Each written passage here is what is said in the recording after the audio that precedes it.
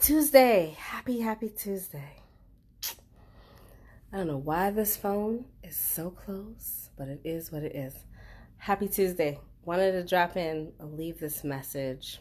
Hey, we are in official COVID-19 pandemic, scare, whatever you want to call it. I understand. The world is panicking, and there's very few of us who can give you a word of advice that is encouraging other than to stay safe, to stay sane, to stay indoors, stay with your family, make sure you wash your hands, make sure you sanitize everything. And for those of you who are parents, I'm praying for you. I'm praying for you parents. I started my homeschooling journey yesterday, and I have a whole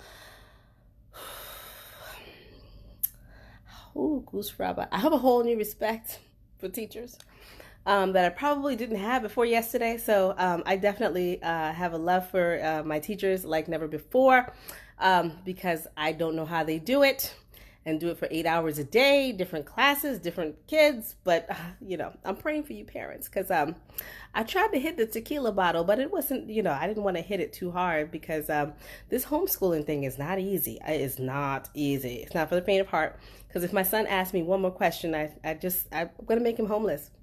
I love him though. So there's a lot of what I like to call unsolicited advice going around. So everybody has become an expert. So like 3 weeks ago, we didn't have this pandemic on our hands. Many of us were traveling the world. We were doing different things. We were networking. We were shaking hands. We were hugging each other. And then this word comes up, social distancing. So we got to distance ourselves from each other. And this has really become, hello, Katina. This has really become the new wave. And I don't know if this is not, I don't know if we will ever go back to the way it used to be where we would not think of social distancing. Even true story today, I had to go to the grocery. I need food just like everyone else. And I was in an aisle and a woman coughed. You talk about all of us like we hailed, like we don't get whatever you had to drop, you drop. We were out. Like she went, and people would, drop lemons, eggs, whatever we had to drop, we were just running because you just don't know. And so, this may be our new norm. But while this is right now in its infancy as a pandemic, because honestly, you and I are probably of an age, we've never lived through anything like this. Our grandparents probably didn't live through anything like this, but this is not something in our lifetime we've ever seen before. Now we're disinfecting each other, our stuff. I disinfect the car. I disinfect things I never disinfected before. Imagine, I normally don't touch my kid until he takes a shower after school. Now I just genuinely don't want to have anything to do with him until he showers.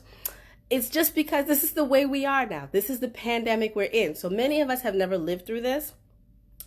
And 3 weeks ago, many of you probably had businesses or investments that were doing marginally well. And then you wake up one morning and you hear this word coronavirus, COVID-19. And there are some industries that honestly are completely gone. If you're an event planner, sorry. If you're a wedding planner, sorry. If you're an Uber driver, not sure, but I know in my city right now they're on hold. If you're a hairdresser, sorry. If you're a barber, I'm sorry. And that's not me being facetious. It's just me telling you the honest truth. I'm just, making it up as I go along. And even for my son's school, they are saying sorry to some of the teachers. It's just the way that things are. But while that's going on, I'm seeing a trend of people inviting me to things to come and attend. And I think is very sad. We had people that were fearful beforehand, whether it was because of their own perfection issues, whether it was because of money issues or whatever it is. And now people are taking advantage of you and calling themselves pandemic coaches. Yes, pandemic coaches. What's really sad about that is that the fear that you had beforehand, whether it was personal, whether it was financial, whatever it is, someone is now taking advantage of that and 10 times more, putting more pressure on you to make more fearful decisions. So in recent days, somebody sent me a tweet. I was saying something silly like, if I were you, I'd stop giving out advice on how to invest in the stock market. I'd stop giving out advice on how to invest in real estate because people are losing their jobs. And here's my small advice back to those people. And I'm just giving this advice to you because I think that you really need to hear this right now. The people who are telling you don't do a lot of the things that you think you should be doing, but you don't know where to turn, those are the people who weren't doing it when the market was good. So think about it this way. The people who told me the other day on Twitter, don't give out stock advice, were people who weren't investing in the market when the market was good. And so when the market is on sale and I think it's a good time to buy, and I'm giving my audience a lesson on what to do to get in on the market now, they're saying it's not a good time. When the market rebounds, do you think you'll ever be able to afford to buy? So just think of it like this. You couldn't afford an Apple stock, I don't know, 2019, early 2020, couldn't afford it. It was like $800 a share. Now it's all of $80 a share. Which one is better? I'm just saying, it's available. And these things are available to you. And the reason why you have to really consider where you're getting your information, coaches, darling, pandemic, where you're getting your information from is because people that weren't doing it before are going to tell you not to do it now. And then when the market rebounds, you won't do it then. And a decade will go by because a recession happens about once every 10 years. Because remember, the last one we had was in 2008 and it lasted till about 2011. So we're right on target for a recession. Although this is under extreme circumstances, we are right on target in recession territory. 10 more years from now, you don't listen to your own instinct. You don't listen to your gut feeling. You don't listen to people who do it. You sit around, you listen to all these fear-based coaches who are having kumbaya parties all day long on Facebook because they're indoors and they're bored and they need somebody to talk to. And then you pay no mind to the fact that you need a recession-proof plan when this is all over. Because in the meantime, there is no definite bailout. They're talking about it, but there's no definite bailout. So what's going to happen to your bills while this is going on? What's going to happen to your children? What's going to happen to your future? What's happening to your 401k? What's happening to all of that? So you're going to sit around and listen to pandemic coaches who are sitting at home telling you what you should and should not be doing at this particular time when you need to really figure out what you need to do to put more cash in your pocket so that when this pandemic is over, you're not rich, you're wealthy. I'm not getting it. Maybe I'm a little bit facetious when I say this, but be careful who you listen to, because many of the people who are selling you the fear-based information and keeping you calm and wanting to keep in community with you, they're doing that intentionally. Fear that was already inside of you, so you do absolutely nothing.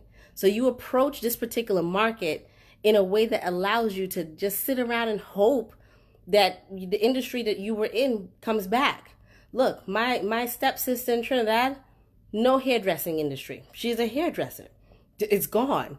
You can't do hair anymore. What do? She has a little bit of money saved. Invest it. Figure out what you have to do. I'd rather go broke investing than to be broken when this particular thing is over, because they're only going to give you $1,200. I don't know how far that'll get you. I know for me, that doesn't even halfway fill my pantry with groceries. But that's just me. If you want to wait around and celebrate with all these pandemic coaches who are popping up to be able to adhere to your fears, you go right on ahead. But for those of you who know for a fact you went to bed almost 3 weeks ago and you woke up the next morning and you heard this word coronavirus, and then you heard COVID-19, and then you start hearing pandemic, and then you start seeing 600 cases, 800 cases, 1,000 cases, then you start seeing people dying and just whole cities wiped out. Grandma and grandpa are not having it easy right about now. Some of us haven't seen our parents and our grandparents in a long time. Look, I can't even go see my own mother right now. So when you start thinking about all of those particular things, and you start listening to all the fear basis on CNN, NBC, all the other stations that sell you fear 24 hours a day, because those are nothing but fear boxes sitting and waiting for you. And then you got Facebook just killing it, killing time. People are killing time because they got nothing to do because they can't go outside. And then you put all of this together and people are telling you what not to do. I'm telling you, if you don't take risks now while nobody's paying attention, when this market rebounds from a financial standpoint, you will be broker then than you are now. So you have to find a way to get out of the conversations that are keeping you back, because everybody is becoming an expert in fear. Sorry to say it that way, but that's really what's coming in the market. So while I've been tuned off of social media for a little while, It is because I have to protect this brain, this 6 inches between my ears. I have to protect this with every fiber of my being by feeding myself positive information, feeding myself growth information, feeding myself financial resources to keep me afloat. Because look, I make a lot of money speaking. I ain't speaking right now, though. I make a lot of money touring. I ain't touring right now, no. It's like there's some things that I'm not going to be able to do. And that does not mean that my team doesn't need to get paid. That doesn't mean that I don't have certain expenses that I have to take care of. I got a lot of real estate. That doesn't mean that doesn't need to get paid. So with that in mind, instead of panicking and sitting back and telling myself and people around me all the things they shouldn't be doing, I'm saying hunker down. If you got a little $200 in all your bank account, get yourself a little E-Trade and get in the freaking market. You're going to miss this because many of you missed it in 2008. There were so many glaring signs. Buy this, buy that. Oh no, I'm going to lose my money. That's how broke people talk. Broke people always telling you what you shouldn't be doing with your own money that you already earned, right? Then you lost all your 401k and you have to build that back up. And then you have to start trying to feed your mind good information. What ends up happening is between each recession, you're making money, so you get distracted by the things you have, not thinking about what's your recession-proof plan. For me, my recession-proof plan has always been real estate. So I'm lucky that I have that because, look, like I said, so much of the income that we produce is from me getting on planes. There ain't no chance in heck I get on a plane now, darling. So with that in mind, how do you become recession proof? Don't listen to people who always have their bank accounts in a full recession because they had those bank accounts there beforehand. They're going to have it during this particular time. And while they're sitting around trying to cut coupons and wait for that $1,200 fast and furious check, that I'm going to tell you, as Congress is fighting it out, and people are dying and people can't even afford the test to get tested to find out if they really do have the thing that is killing the rest of the population. For $1,200 in a one-time payment. I want you to think about that. And you're listening to some broke-ass coach who's telling you what you should and should not be investing in. So you're going to sit back and celebrate that $1,200? How? A lot of times what we do is we sit back and we wait for everybody else to cradle our fears. Get off of the negative news. I promise you, nothing is going to change between today and tomorrow, whether it's the fact that the pandemic has risen or more people have died, whatever it is. But in the meantime, what you should be doing is figuring out if my industry, just say to yourself, if my industry is gone, either temporarily or permanently, I don't believe the school industry will ever come back. Or maybe it's just me being negative. I don't think I want to send my kid back to school. That's a whole other conversation we'll have another day. But there's certain industries, if my industry is gone, I should be sitting back and saying, if my industry is gone, what do I do now? What do I do now? What do I invest in now? What do I do right now to be able to sustain myself during this particular time? What do I do now? Today. So again, stock market, you might be saying all these red lines going down. Guess what that means? It means it's on sale. Duh, because you're not going to be able to afford Apple and Samsung and Amazon when the market rebounds.